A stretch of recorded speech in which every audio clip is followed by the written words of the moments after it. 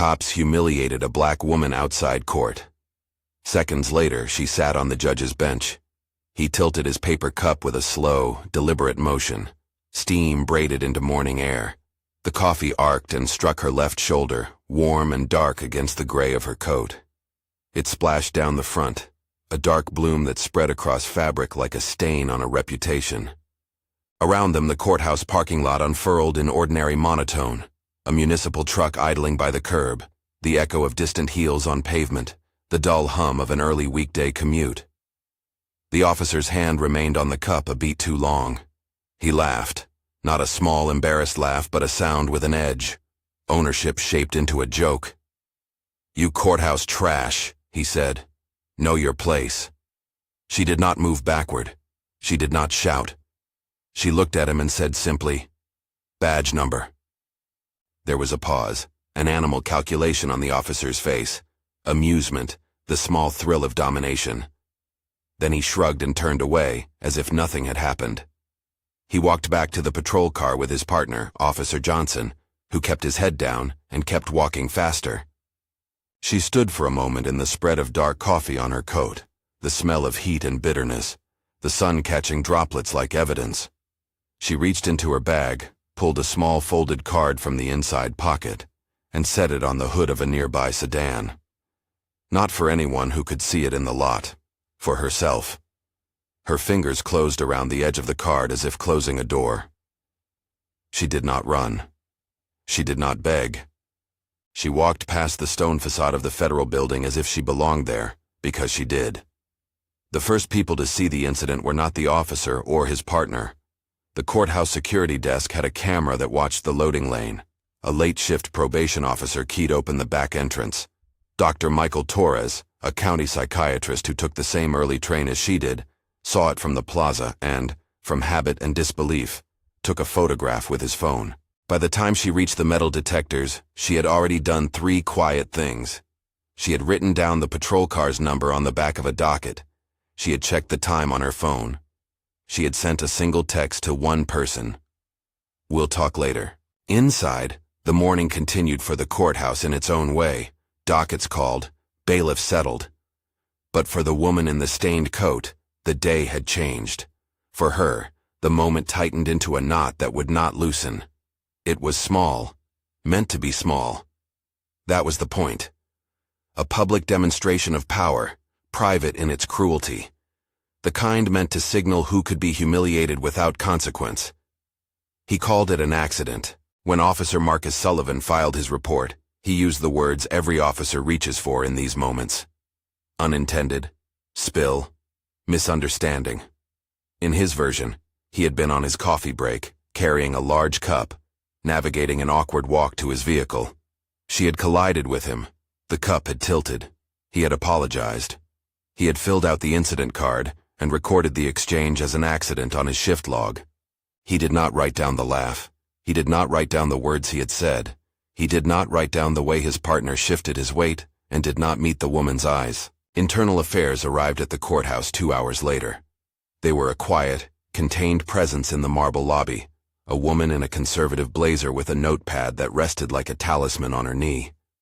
Detective Lisa Carter, 5 years in IA and a precision that had earned her both respect and the patient eye-rolling of patrol captains, asked for statements one by one. She asked for the report. She asked for footage. She asked for names. Sullivan's initial interview was practiced. He described the cup, the jostle, an apology. He emphasized that he was a 15-year veteran of the department. He emphasized that incidents happen in a job like his. When Carter asked what he had said as he walked away, he repeated, "It was an accident," and then added with a shrug that did not touch his face, "She got loud. I filed a counter sheet after she threatened me." Officer Johnson, his partner for the shift, gave a different picture, but not all of it. He spoke with a hesitant voice and hands that wanted to make themselves small. "We were headed to the car," he said. "He had the coffee. It just spilled.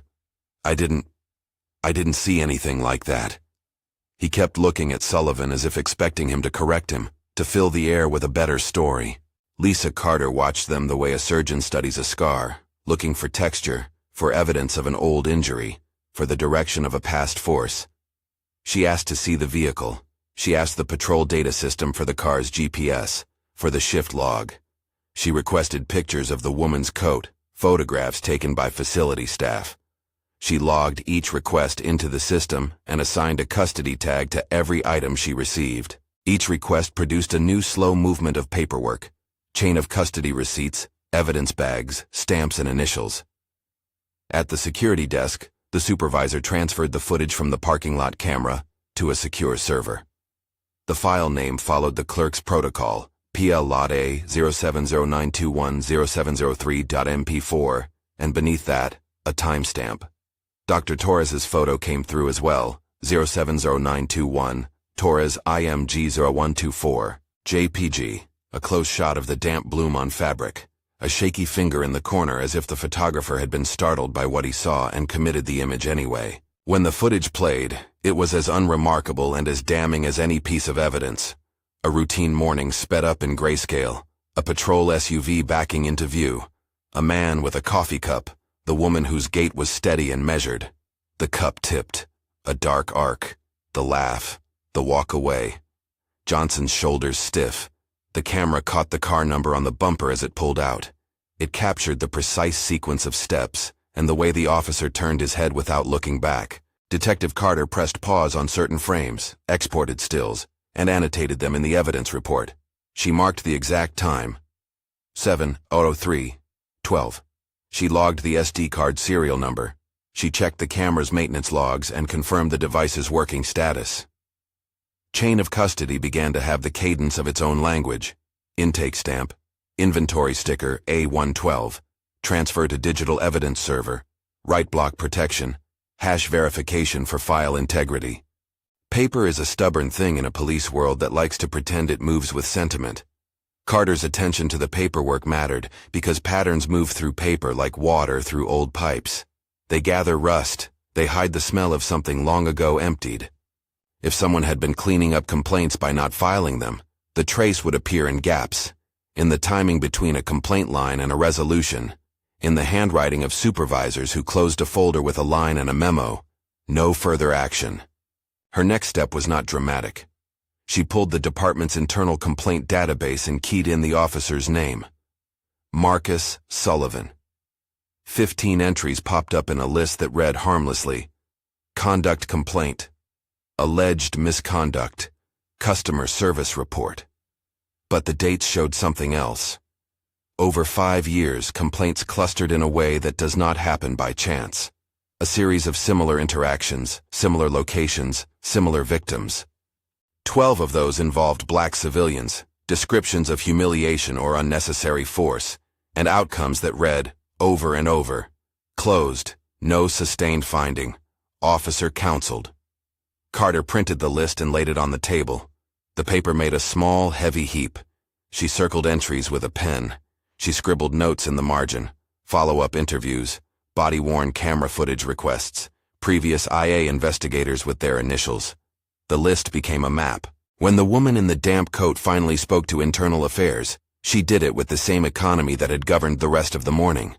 She described the officer by the things you could not lift up with a camera: the angle of his laugh, the way he relished a small superiority.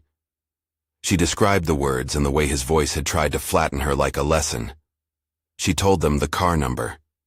She produced the card in which she wrote the number and the time, the same small folded filing method judges keep in their handbags for administrative details. She told them her name: Amara Williams, United States District Court.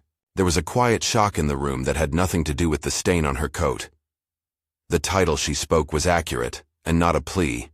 She smelled of the same coffee that had assaulted her shoulder. Her voice was low and precise. She did not ask for a film of revenge. She asked for an account to be made. She asked that the file be written to truth. Detective Carter did what any seasoned investigator does when rank complicates a complaint. She put practices into place that would make the truth retrievable. She requested the patrol car's in-car camera data and cross-referenced it with dispatch logs. She placed a hold on Sullivan's personnel file, flagged his prior complaints for review, and issued preservation notices to the department's IT unit for the officer's work phone. She called for the SD card from the parking lot camera, to be forensically imaged, and wrote, in the evidence log, the precise protocol used. Write blocker engaged, image hash recorded, original stored in evidence locker 4B, forensic image loaded to a secure server named IA Server 1. Amara stood across from Carter as the investigator explained the steps. "We'll need your patience," Carter said, "and your permission to proceed with certain requests. There are jurisdictional things to navigate when a member of the judiciary is involved." Amara nodded. She was an unshowy punch of energy, a woman who had, in private, been raised to measure truth not by volume, but by clarity. Her clerk had told her, some months before she took family leave, that the law is a patient instrument, and the phrase sat like a small stone in her pocket.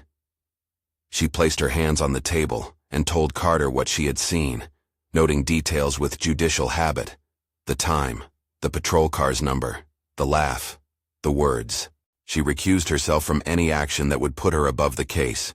She explained that, if the complaint progressed to charges, she would step aside from adjudicating any discipline involving the department. She would not sit as a judge in the proceedings that could follow. Ethics, she said first and plainly. That declarative recusal removed a possible accusation of impropriety. It also signaled something else. She believed in process. She sought not spectacle, but a repair to a system that had allowed this moment to occur in the first place. The small database of complaints became a living thing under Carter's hands. She asked for statements from prior complainants. She went out to find them, knocking on doors, returning voicemails left in times when the complainants had been told that their cases had not warranted further action. Mrs. Dorothy Jenkins answered the door on an overcast afternoon. Her house smelled like strong tea and old books. She had come into the original complaint with a tired face and a voice that still remembered anger like a bruise. "He stopped me at a traffic stop," she said I matched a description, told me to step out. I did. He told me I needed to learn to smile. He called for backup when I didn't. I filed it. They told me to be grateful they didn't take me to the station. Her complaint, tied by hand to a supervisor's memo, had been closed with the notation that she was resistant during interview and that the officer's account was credible. The paper had sat, as oft happens, on a shelf until the next rotation closed the shelf cover with a flourish. Marcus Thompson was another name on Sullivan's list. He was younger, someone who worked nights at a factory. He had a photograph of his shirt, an expensive canvas that had been torn and slapped with humiliation. "At the corner of Morrison and 3rd, Marcus said. He said he was teaching me a lesson about respect. I took it home. I thought if I filed it would be worse." The IA file read, "No evidence of excessive force, minor altercation. Officer counseled." Dr. Sarah Mitchell, a pediatrician, had a different story. Sullivan stopped her outside a community health event and publicly admonished her for parking in the wrong spot, despite the event's signage. She had complained to a supervisor. Her complaint read, "Closed after informal resolution. Officer admonished." She kept the exchange in her head like a splinter and rarely told friends about the way her hands trembled when she recounted it. Each of these accounts, placed side by side, formed a rhythm that no single one carried on its own. They were not identical. The set and drift of each humiliation varied, but they shared a pattern. Low-level encounters escalated by the officer's voice or hands, complaints that did not stick. Supervisors who wrote a note and closed a file. The pattern was the point, a career of small incursions, each papered over, each allowed to accumulate meaning until the calculus of impunity tipped into something larger. Detective Carter did not stop at recollections. She obtained the prior IA records, photographed them, and cross-referenced supervision notes with GPS data from patrol cars during the dates of the prior complaints. She subpoenaed logs from other agencies that shared radio channels and compared timestamps. When she could, she tracked the officers who had closed files. She sought contact with those supervisors who had signed the no further action memos. They were, by and large, polite in person and terse in writing. Meanwhile, Sullivan crafted his own narrative at the station. He sat across from his defense attorney, David Morrison, a man who knew how to turn administrative language into exculpatory patterns. They met in a small conference room with a coffee maker that hummed in the corner. "Accidents happen," Morrison said. "We'll show it was benign. There's a history of frivolous complaints. We'll show that, too. We can make this go away." Sullivan nodded. He knew department culture like the back of his hand. He had been promoted through a system that rewarded performative control. The idea of being brought publicly before a process that could strip him of the badge and the pension made a different sound in his chest now, one he had not experienced before. He had always thought of consequences as something other people suffered. He had not yet learned how real they could be. The key pieces of evidence began to land on Carter's desk in a way that felt, gradually, like inevitability. The parking lot footage, with timestamps, Dr. Torres's photograph, with metadata, and a declarative note that he had been present and willing to testify, the GPS logs of the patrol car, the complaints list with its repeated pattern, the department's own IA closure memos, and a surprising element, text messages eventually extracted from Sullivan's work-issued phone by a warrant. The texts were not full of elaborate threats, but they contained private jokes and commentary that, when taken in context, painted motive with an ugly clarity. They referred to keeping people in line and contained derisive references to civilians that, while not legally conclusive on their own, created a mosaic of intent when paired with the video and the long catalog of complaints. Carter's office prepared the evidence with methodical restraint. She labeled each exhibit. Exhibit A, PL Lot A 0709210703, MP4, Forensic Image IA IMG 001, #A3F1. Exhibit B, Torres IMG 0124.jpg, metadata 0709210703.19. Exhibit C, Complaints List, entries 2016 to 2021. For the texts, she ensured authenticated extraction reports from the digital forensics unit accompanied the exhibits. Date of seizure, model of phone, extraction method, a description of the hash protocols used to ensure files were unchanged. Each exhibit was further accompanied by a chain of custody log that bore initials and timestamps. Ink would be traceable. Paper would be legible. If there were to be a trial, nothing could be twisted back into doubt without tearing through a mountain of signatures. As the file grew, so did the questions it raised about the department. Chief of Police Morrison, whose office in the municipal building always smelled faintly of lemon and old leather-bound books, sat with his deputy and read the early reports Carter had forwarded. He was a man whose public posture had been one of steady reform talk, who believed in metrics and training, and who had, in the past, defended his department against outsiders with a civic rhetoric polished by the press releases his staff drafted. He called a private meeting with Carter. "We can't have department officers perceived this way," he said. The words were careful. He was no stranger to controversy in his tenure.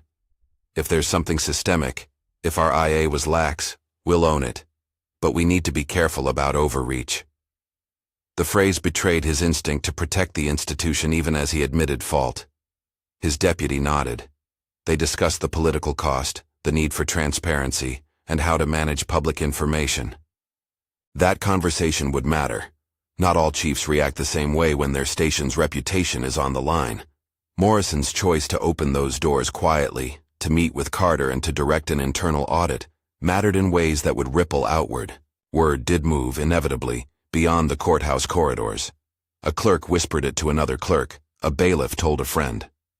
The photograph Dr. Torres had taken had a propensity for being shown on lunchroom phones. Rumor, fed by genuine outrage, became a small current.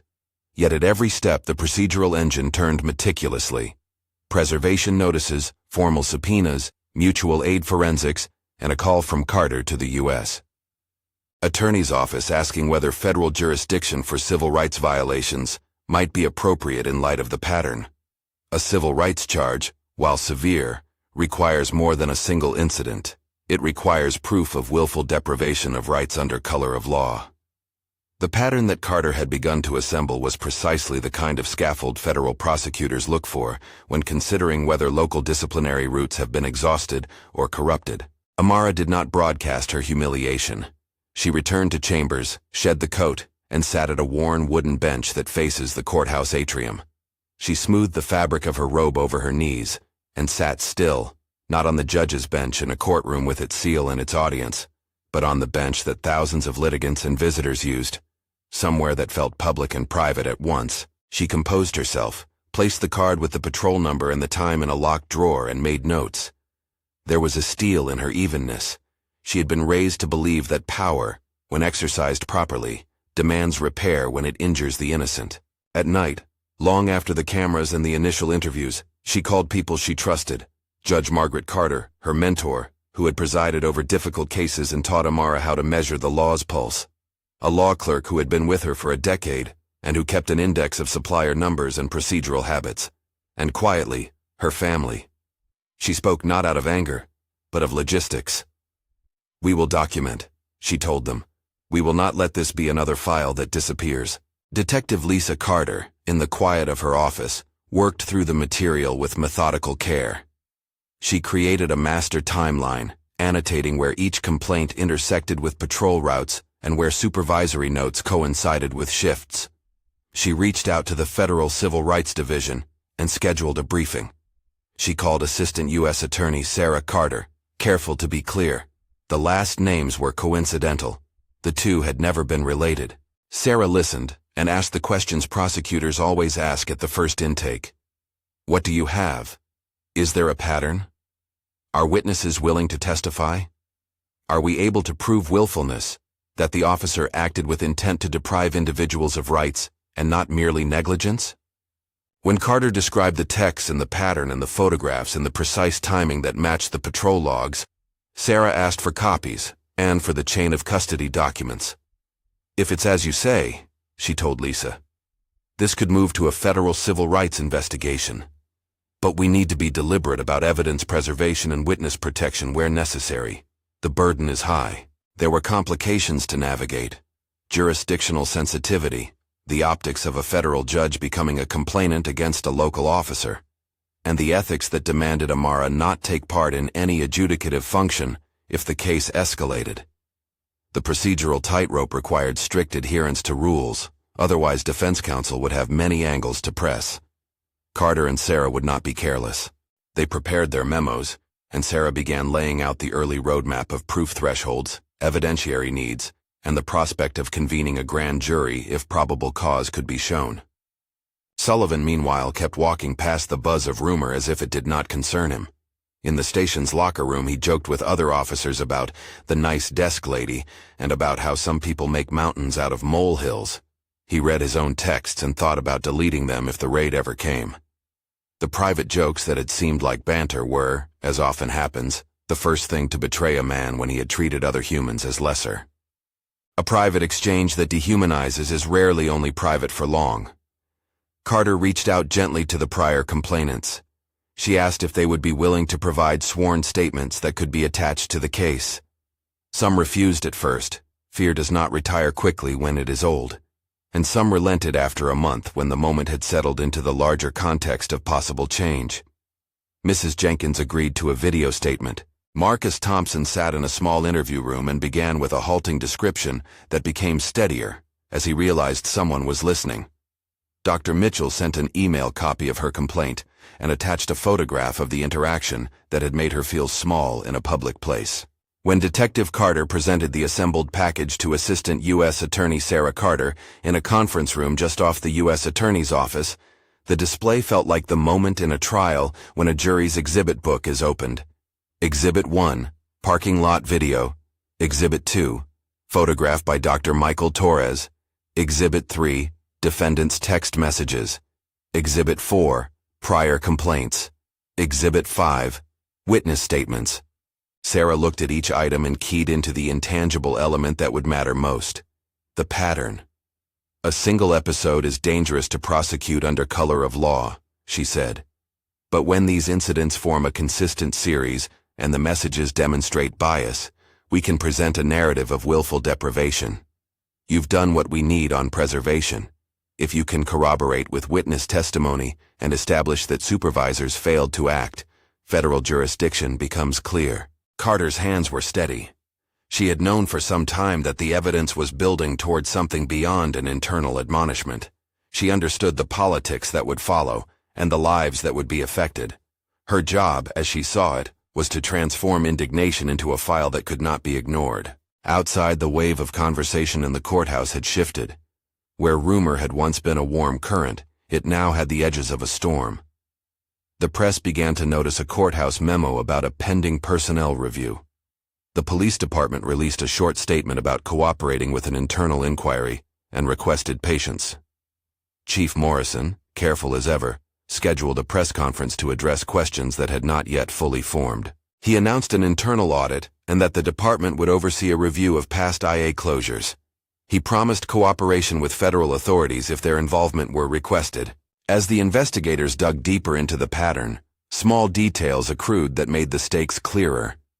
In one prior complaint, a body-worn camera had been turned off, logged in the memo as an equipment malfunction. In another, a supervisor had written, "Complainant uncooperative," and closed a file after an interview that lasted 12 minutes. In one instance, a civilian had been escorted from a public street to a squad car where a search of the complaint was deferred on the basis of probable cause for separate offense. A phrase that, in context, read as an administrative maneuver rather than a legal justification. These procedural loose ends were not proof in themselves, but they were the knots in the rope that, when pulled, would reveal larger tension. Among the witnesses, Dr. Michael Torres provided a unique corroboration. He was a man whose work required him to watch people through the narrow focus of mental health evaluation, to note affect and posture and the small involuntary tells of embarrassment. His photograph had been an instinctive action, a snapshot of indignity. But he also had a memory of the officer's expression, the latitude for laughter, the way the man had approached the interaction as if it were theater. He wrote a short affidavit detailing what he observed and attached the photograph. The affidavit was careful in language, professional, clinical, but it contained core evidence that a public figure, walking to perform public duties, was leveled with contempt by an officer whose demeanor suggested that contempt was habitual. The bundle that Carter and Sarah were compiling was not only factual, it was human. The list of prior complaints, the photographs, the witnesses' voices, together they began to tell a story that could not easily be reduced. A prosecutor's work, at its best, is translation. Transforming a mosaic of small hurts into a coherent narrative of deprivation. Sarah looked at the pile and felt the weight of what it might mean. A chance to show that local power, exercised without check, corrodes civil trust. There was also a legal reality no one could avoid. Proving a civil rights violation under color of law required showing that the officer, acting in his capacity as an agent of the state, willfully deprived someone of a constitutional right.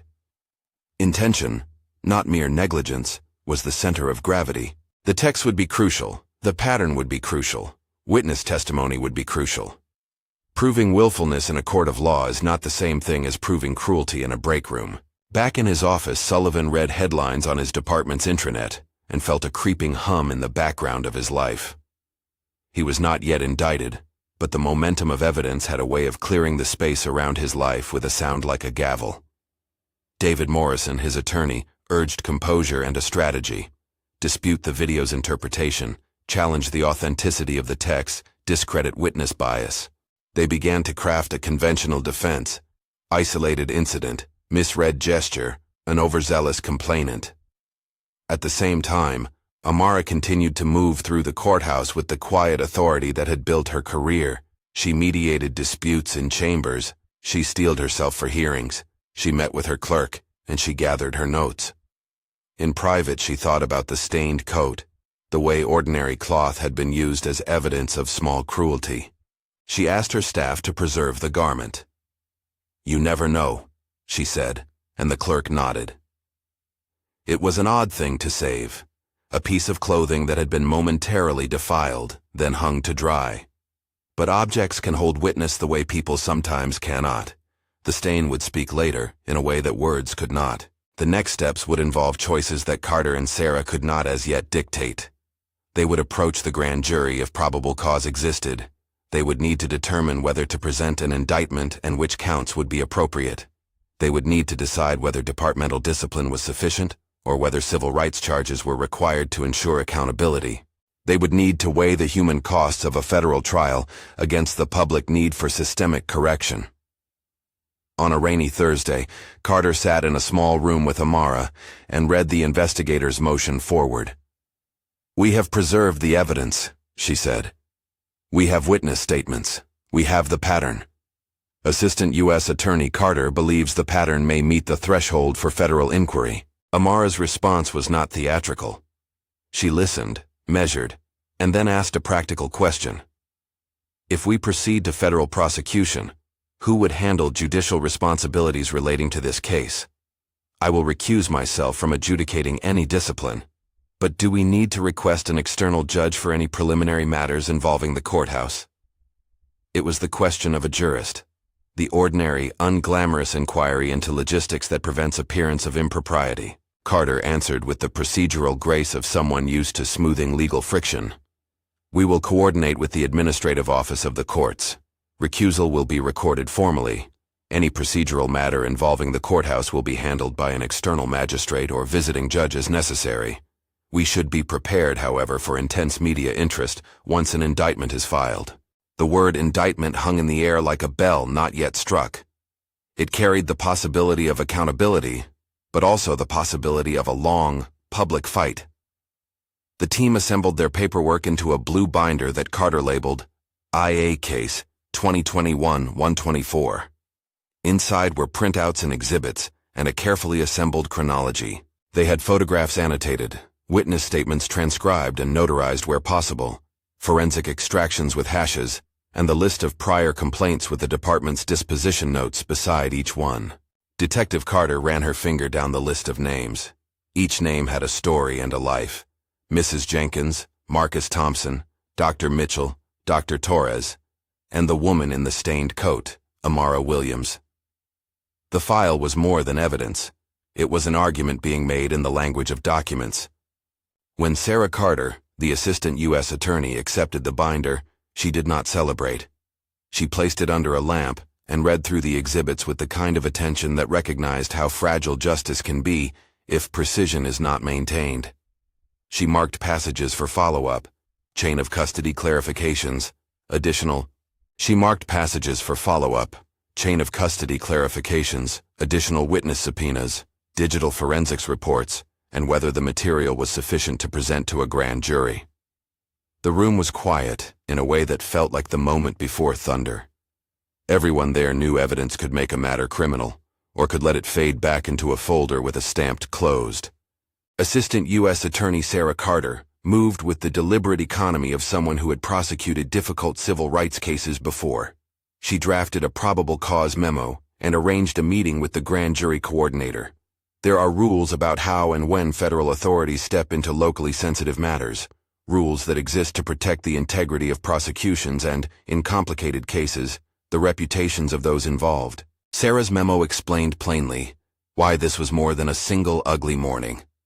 A pattern consistent with willful conduct committed by an officer acting under color of law. Corroboration from independent witnesses and forensic imaging.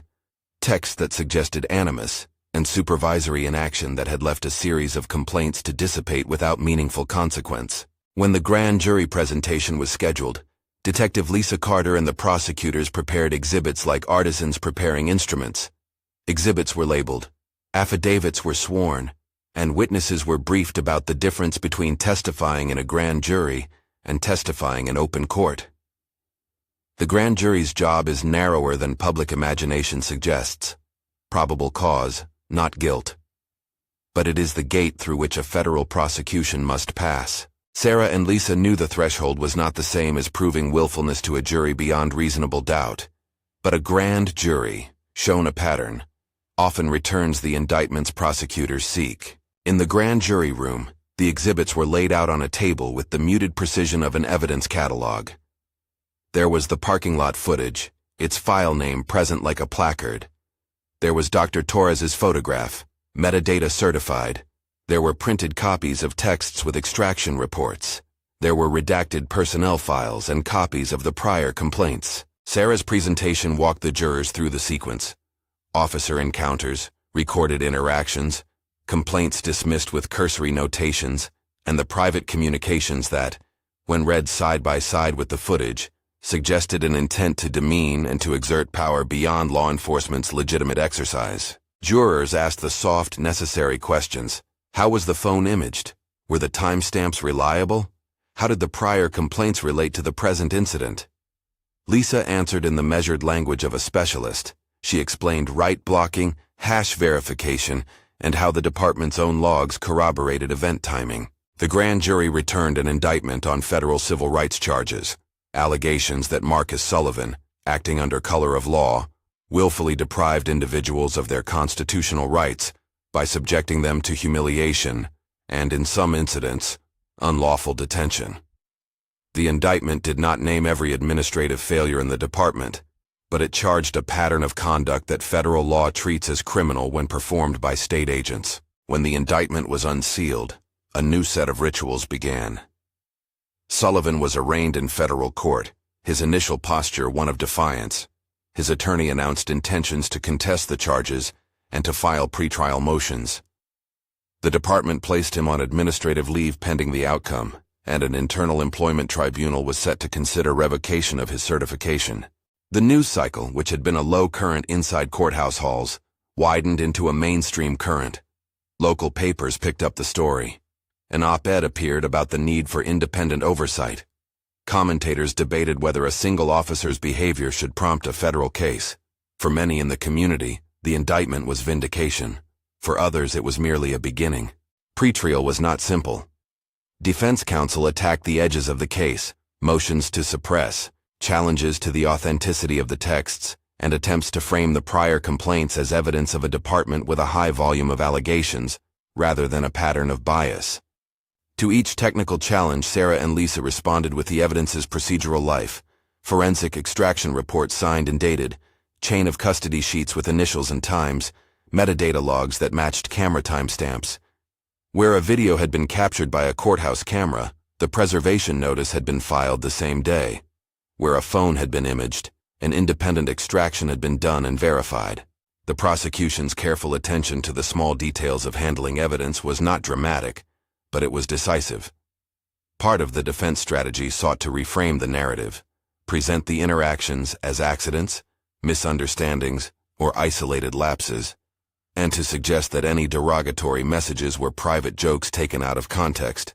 To counter this, the prosecution chose witnesses who could speak to both behavior and pattern, victims whose complaints had been minimized, a bystander who had photographed the event, an internal affairs investigator who could explain supervisory practices, and, importantly, Officer Johnson, Sullivan's former partner. Officer Johnson's decision to tell the fuller truth in open court was not sudden. He had wavered in the beginning. Fear and the weight of comradeship had pushed him towards silence at first. But after sitting with Carter and watching the cumulative evidence, after speaking to his own conscience and to a confidant who reminded him of his oath, he agreed to cooperate. His testimony in pretrial interviews and then in court would prove pivotal. He described the morning differently from his first IA statement. He had seen Sullivan laugh. He had seen the way Sullivan posed the act as a performance. He had not stepped in. In court, he explained the pressures patrol officers sometimes feel to back a partner's story. He said simply, "I should have spoken up sooner." A critical legal concept in this kind of prosecution is what prosecutors call willfulness. Not a single careless act, but an intentional deprivation of rights. It is a higher bar than negligence, and it requires that jurors see motive. The prosecutors planned to assemble motive from fragments. The texts that suggested contempt, the pattern of complaints that disproportionately affected black civilians, the video evidence showing a habit of using public authority as performative humiliation, and the supervisory records that showed closure without discipline. They also needed to humanize the victims, so that a jury could understand the harm done when a public servant weaponizes ordinary gestures into signals of who belongs. The trial calendar was set. The courtroom itself, mahogany panels, the federal seal, rows of benches, seemed designed to compress drama into a focused stage. Judge Roberto Martinez, a visiting judge with a steady presence and a reputation for clear rulings, would preside. He had been assigned to avoid conflicts with the district's regular bench. Judge Martinez made clear from his first arraignment, ruling that courtroom decorum and fairness would be protected. Jurors would be carefully vetted. Motions would be resolved in a way that preserved the integrity of evidence, and any appearance issues would be addressed with administrative rigor. He also ensured Amara's recusal was on the record, and wholly beyond reproach. She would be a witness, not a decision-maker, and the court would take steps to secure her impartial treatment in both procedure and in the public eye. Before the first witness took the stand, the prosecution and defense sparred, in legal filings and in closed hearings, over what the jury would be allowed to see. The defense asked to exclude prior complaints as prejudicial. The prosecution argued they were relevant to proving pattern and intent. Judge Martinez's rulings walked the fine line between relevance and prejudice, admitting certain prior incidents under limited parameters, while excluding those that strayed from the pattern the prosecution sought to show. Opening statements framed the case in opposing frames. The prosecutor's opening was plain and crisp. This was not about one careless morning, but about a career of conduct in which an officer used his badge as a prop to humiliate those in his path. He would show the jury footage, texts, and the testimony of multiple people who had been demeaned. The defense's opening invoked reasonable doubt, accidents, and a tendency for people to interpret actions through the lens of anger. The two narrations set the table for what would become both a technical and moral contest. The trial's evidentiary heart pulsed in a sequence of witness examinations designed like careful stitches. Dr. Michael Torres took the stand early. He described the morning from the plaza, spoke to the act of photographing in a professional, matter-of-fact way, and testified to the photograph's provenance. He described the officer's posture, the woman's calm demeanor, and the shock he felt in seeing a uniformed person behave in a way that suggested contempt. The photograph, admitted as evidence, showed the dark arc of coffee fanning across Amara's coat. It was small, ordinary, and undeniable. Detective Lisa Carter then walked through the technical chain of custody for the parking lot footage and the phone extractions. She described in plain language the steps taken to ensure no file had been altered, to duplicate digital evidence in secure archives, and to maintain a paper trail of every hand that touched an exhibit. For jurors unfamiliar with forensic procedure, these explanations were reassuring. Evidence must survive technical scrutiny to carry moral weight. Expansion. Victim vignette. Mrs. Dorothy Jenkins. When Mrs. Jenkins took the stand, she arrived with the cautious dignity of someone who had once been told her concerns were unworthy. Her testimony was not cinematic, it was domestic and precise. She recounted the stop that led to her complaint, the officer's impatience when she asked a question, the way he called for backup as if her hesitation were evidence of guilt, and the conversation that followed where she felt her personhood diminished. On the witness stand, she was steady. She described filling out forms months ago and being told by a supervisor that the officer had a credible account. Her voice did not tremble with drama. It trembled with the fatigue of being dismissed.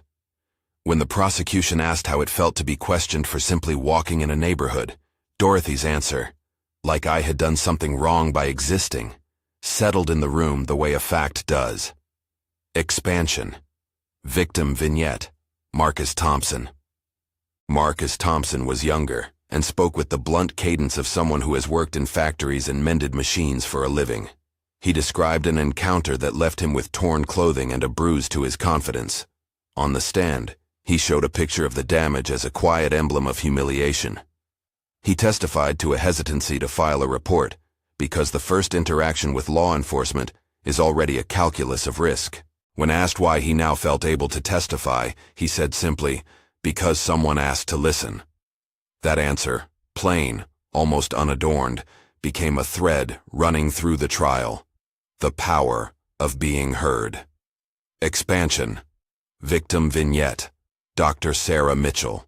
Dr. Mitchell, a pediatrician, told a different story. The discomfort of being publicly shamed at a community event, the way an authoritative tone from a uniform reduced a professional's expertise to a quibble about parking. She spoke about how the memory made her hands shake, and how she had, for months, told herself that filing a complaint would only complicate her work. Her testimony underscored how an officer's word can be weighted in ways that ordinary citizens cannot easily counter. Each victim's testimony individually was sober. In combination, it built a mosaic of repetitive behavior. They did not deliver a theatrical crescendo, but jurors began to see a pattern, similar gestures, similar supervisory responses, similar minimizations in the administrative record.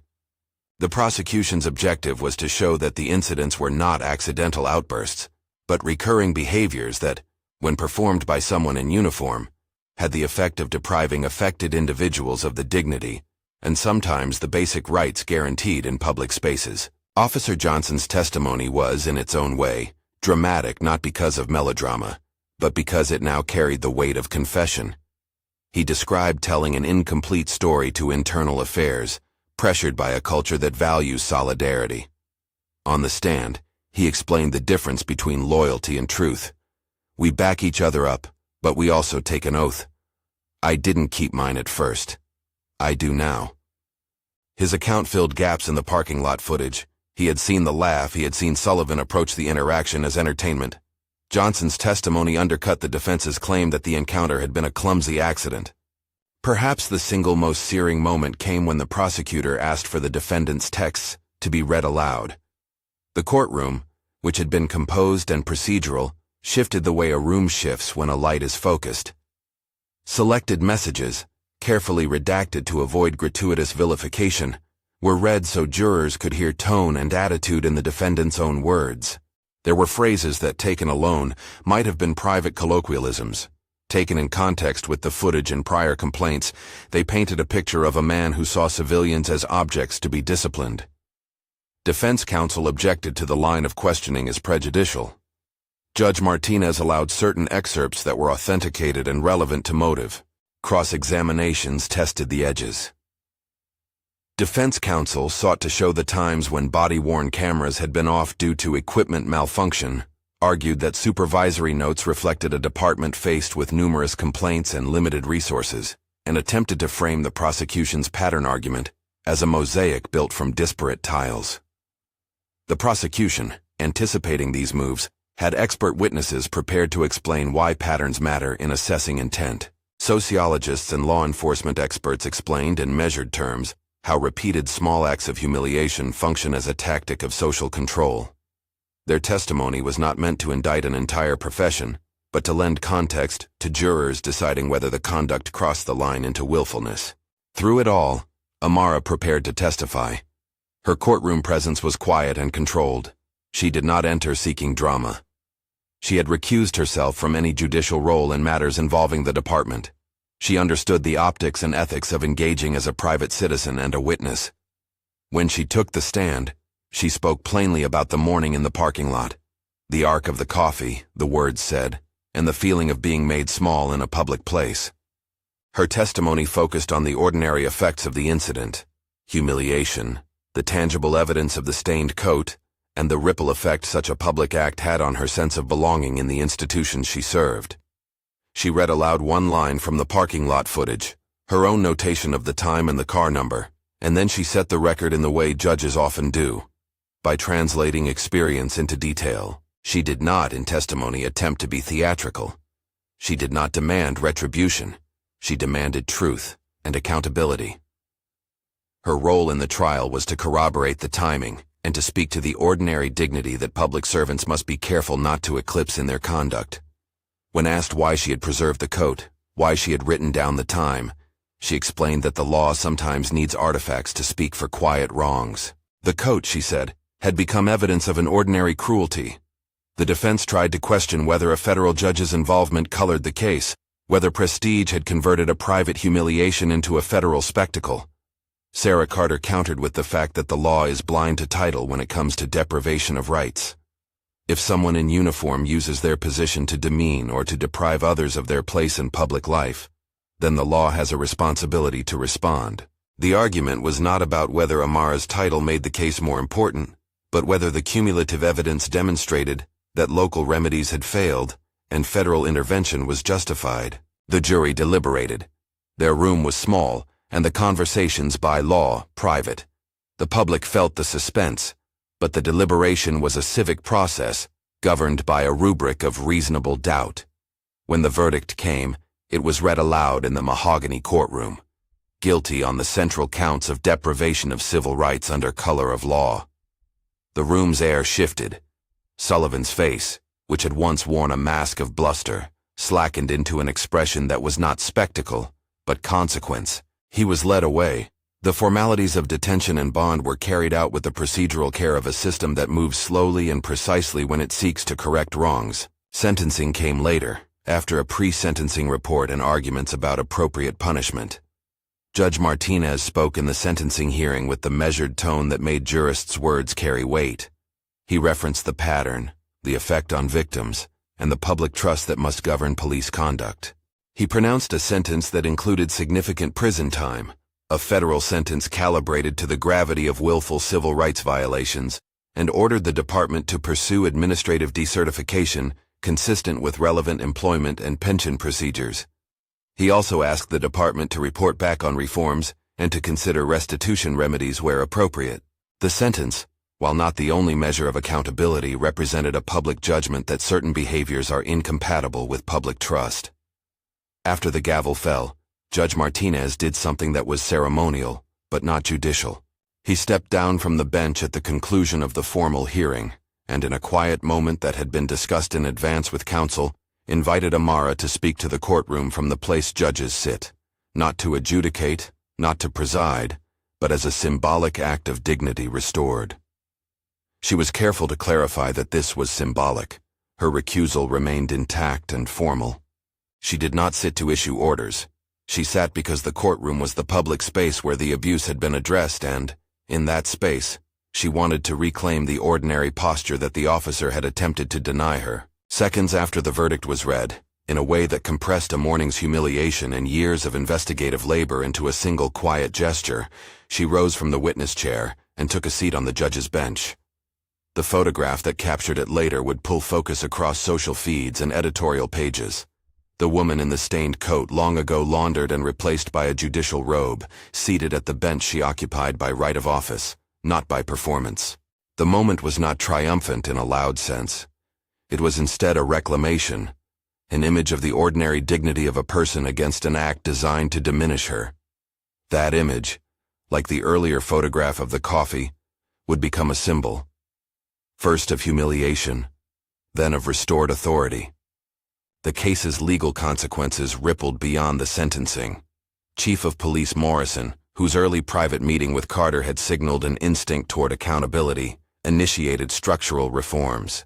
An independent review board was created with civilian oversight and a mandate to audit internal affairs closures from the prior 5 years. The department adopted a new policy on body-worn cameras and strengthened preservation notices for digital evidence.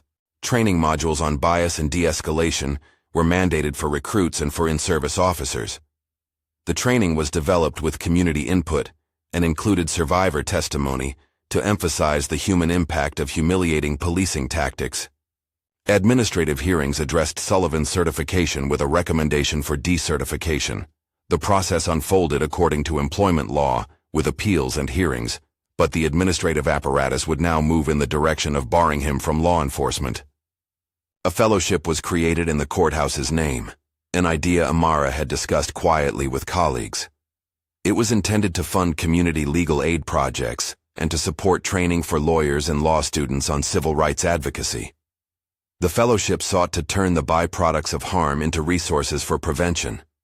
A community coalition, formed in the trial's wake, focused on independent oversight of local policing and on supporting citizens who wished to report misconduct without fear. Expansion. Reform Vignette, the Independent Oversight Board. The board's first meeting was careful and earnest. Citizens from diverse neighborhoods sat across from municipal lawyers and retired judges. They were not a theatrical body, but a practical one. Subcommittees on evidence retention, on public reporting, on disciplinary standards. Their first mandate was simple: create transparency around how complaints are handled, so one person's list of closed files does not disappear into a culture's blind spot. They published an annual report with redacted summaries of closed complaints, proposed policy changes, and recommended remedies. The report did not claim to fix systemic bias everywhere, but it created a platform through which change could be argued publicly and tracked. In administrative hearings, evidence of Sullivan's pattern contributed to formal decertification proceedings.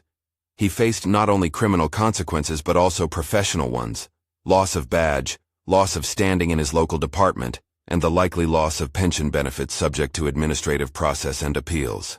The public conversation shifted from individual culpability to institutional responsibility. How do agencies prevent a small harm from becoming a cultural tool of domination? The department pledged to overhaul supervisory review policies and to institute civilian liaisons to monitor IA investigations in real time. The stain on the coat, the original object of indignity, was preserved. Amara had asked for it to be carefully catalogued and placed into a sealed evidence container, not as a relic of public spectacle, but as an exhibit of what can happen when authority is abused.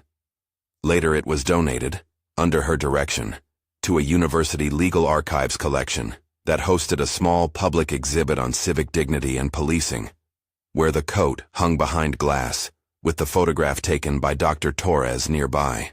The exhibit's placard did not sensationalize.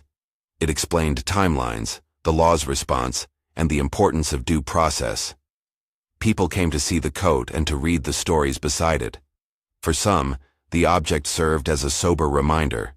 For others, it became a teaching instrument in classrooms studying civil rights.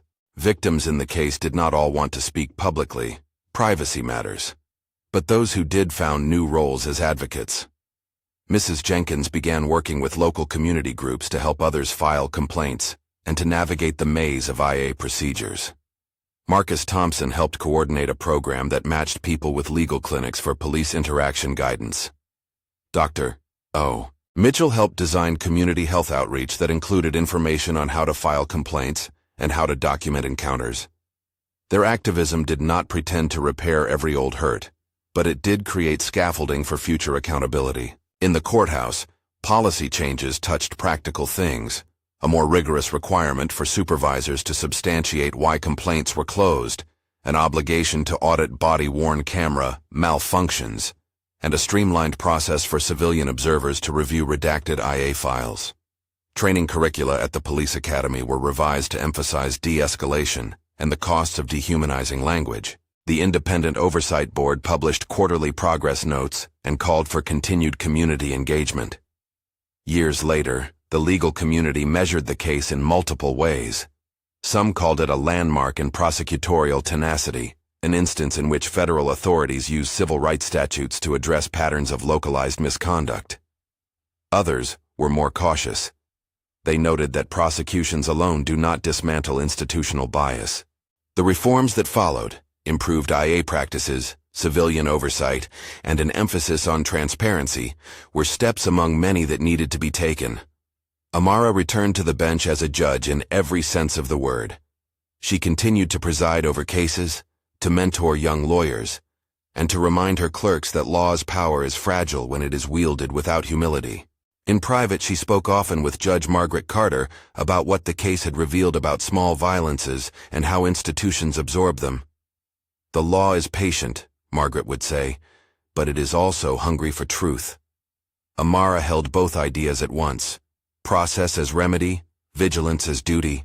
Detective Lisa Carter stayed in internal affairs and later accepted a role speaking to academies on evidence preservation and on how to spot patterns of dismissals that hide systematic harms. She taught a course with practical exercises on chain of custody and on the human side of investigations, how to interview victims so they feel heard, not dismissed. Her work helped shift parts of the department's culture toward a more investigative mindset that treated complaints with structured seriousness. In the community, the case prompted local legislatures to consider changes in oversight laws, and nonprofit groups raised funds to support people who wished to file civil rights complaints. The fellowship that bore Amara's name funded legal representation for indigent complainants and sponsored public panels about lawful police conduct. The coat remained behind glass as a quiet teaching tool. It was not a relic of triumph so much as an artifact of accountability. A small, everyday object that the law had to attend to because someone had been treated as if she did not belong. There were limits to the reforms. Not every complaint was reviewed, not every supervisor was disciplined, and not every member of the public felt immediate relief. Change is uneven. But within city halls and at academy trainings, at meetings of the independent board and in the new fellowships workshops, there was actual movement. Administrative policies were updated, audits were instituted, and for a time the question of police credibility in the community was less rhetorical and more procedural. The case became a reference point.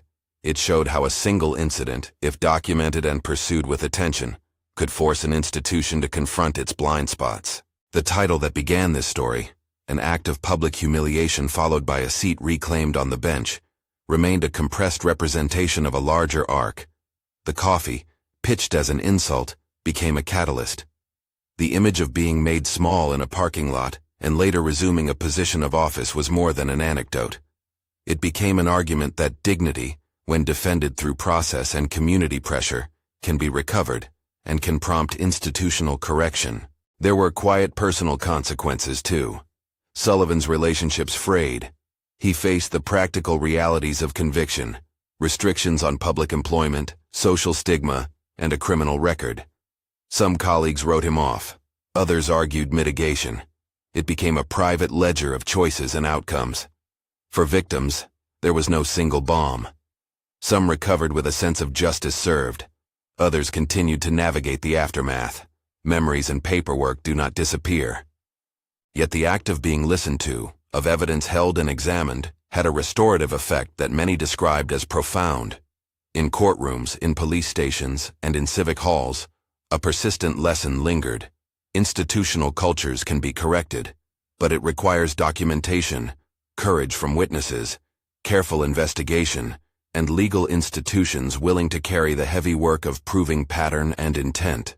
The case did not solve every structural problem, but it provided a demonstrable model of accountability, a sequence in which a humiliating act was met with methodical legal response, resulting in criminal accountability, administrative reform, and community-driven change. The last public moment in the story returned to a simple image. At a small commission meeting, years after the conviction, members displayed a faded photograph of the morning in the lot and a photograph of Amara sitting at the judge's bench after the verdict. They did not hang them as trophies, they hung them as a reminder. The first photograph, the one taken by Dr. Torres, was captioned with the time and location and with a short note on preservation. The second photograph showed not triumph but reclamation. A woman who had been publicly humiliated now seated where the public could see the ordinary dignity of her office. When asked in interviews what she had learned, Amara spoke of patience and of duty. She spoke of small things, keeping notes, preserving evidence, asking for chain of custody receipts, and of the broader lesson that institutions must be asked to account for the small violences that accumulate into culture. "We cannot ignore the paper trail of indignity," she said. "We must be willing to follow it, to record it, and to bring it into public view." Detective Lisa Carter summarized another lesson in a training seminar. Cases like this aren't heroic. There's no single dramatic moment that fixes everything. It's slow work, paperwork, interviews, preservation. But it's the only work that changes a pattern. The tone of her comment echoed widely. The mechanics of accountability are rarely glamorous, but they are effective. The coat, the footage, the texts, the complaints, the indictments, the sentencing, the reforms, all of it became part of a public record that could be taught and studied. The story's legal arc held together because of the meticulous work of investigators and prosecutors, the willingness of witnesses to speak, and the institutional choice to respond, rather than to hide. It stands as a testament to a method of civic repair. When a public servant uses position to humiliate, the community can respond through procedure, through law, and through sustained public pressure. In the end, the carved mahogany bench remained a symbol of the ordinary power of a civilized society. Not the power to humiliate, but the power to adjudicate, to restore, and to remember. The image of Amara, seated at the bench after the verdict, circulated not as vengeance but as evidence that accountability had arrived. The story closed on a sober note. Justice had been pursued with care, the institution had adopted new guardrails, and the community had been given tools to protect itself. None of it was absolute, none of it was easy.